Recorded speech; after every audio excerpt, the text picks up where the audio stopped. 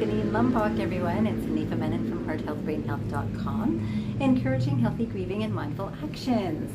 Today, my reflection all day has been about the company we keep. And so today I'd like to talk a little bit more about our company. And I thought I'd start with this quotation because you also know that I'm very interested in education, and I'm hoping that some of these videos are educational for anyone watching.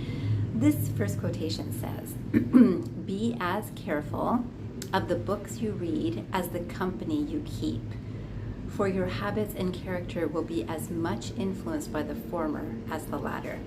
So the books you read and the company you keep, which means, again, today we know that yes, people read things in books, and people also read things in sometimes magazines, certainly much more online now. Text is something we're reading. So we're reading a text from a friend or a parent or a colleague, and all of these things are information that we are ingesting, including what our friends say, so the company that we keep. So let's say our company isn't our friendships, maybe it is our work colleagues, whoever it is. The books that we read would be any writing that we're reading and ingesting through our minds, and the company that we keep.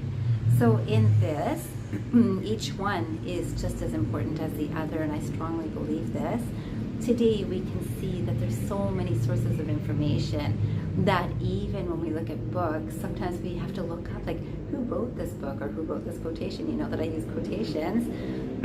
And then there's all sorts of people that are hired to check up on sources to see, is that the right source of who had originally said this or written this, and is that the right book? And we've spent so much time getting lost in those sorts of details that we often lose the meat of the matter.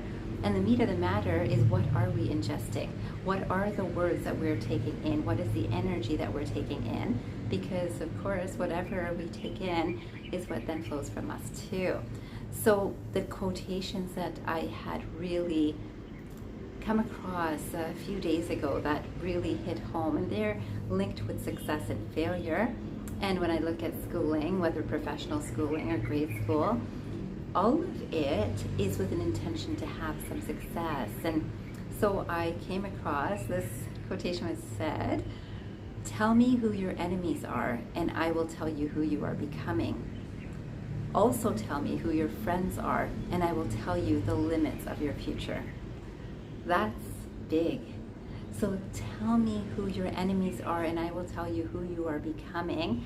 Whoever we're not so pleased with, if we